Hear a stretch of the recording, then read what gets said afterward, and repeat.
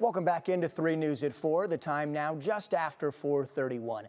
While sweeping federal layoffs continue, veterans are keeping a close eye on the 80,000 layoffs expected in the Department of Veterans Affairs. Yeah, the White House wants staffing to be back at pre-pandemic levels, removing thousands hired by the Biden administration to handle burn pit claims that were made under the 2022 PACT Act. So senior health correspondent Monica Robbins spoke with the mother-in-law of the soldier that was named for.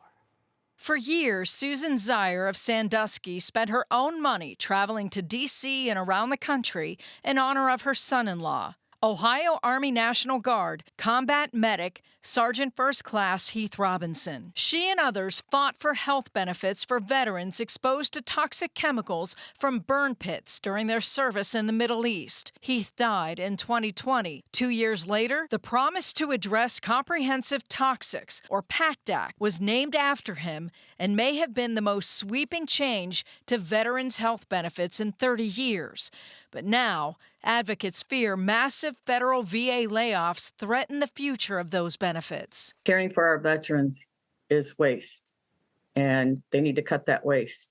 And it makes me feel like the VA is going to go back to delay, deny, hope you die. Nearly 15,000 Ohio veterans received health benefits from the PACT Act. Many were previously denied. They had hope with the PACT Act passing, and now they're worried that it's going to be taken away. They may lose their benefits. New ones coming on may not even get them. It's mind-boggling to me. Our government is absolutely going to cut the budget on the backs of veterans. It's unconscionable. Ohio Senator Bernie Moreno supports President Trump's sweeping cuts to excess government spending and waste and says his office is receiving thousands of calls daily from federal workers. There are times when they get it wrong. And we have a process in place to make certain that, hey, if that happened, like that one employee should not have been terminated, we get them right back on. Because when you're trying to manage a workforce of 2.2 million people that we can't afford, we have a $36.5 trillion budget. We have to trim the size of the federal workforce. You're going to make some mistakes. Susan and other advocates are ready to fight back. The soldiers are exposed to burn pits were poisoned by our government. It was negligence on the part of our government to use illegal toxic burn pits to dispose of waste. They poisoned our soldiers, and now it's like, it's costing too much money now to take care of them.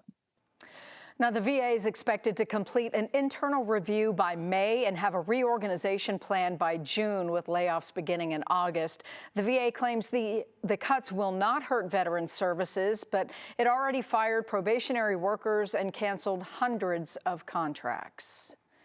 So this is something that we're going to have to be watching very, very closely. But already there's a number of organizations that are very concerned. And Susan and her organization, Burn Pits 360, they are ready to, they spent 6 days sleeping on the steps of Capitol Hill when they were trying to get this passed, the first time. They are ready to do that again. So, this is going to be far from over, but we're going to have to wait and see what happens and see if things change. It's amazing to me, people who serve feel so dismissed.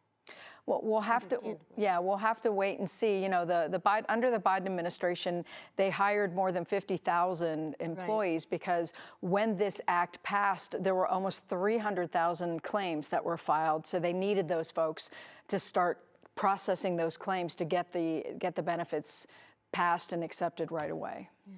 All right, Mon, thank you so much. Sure.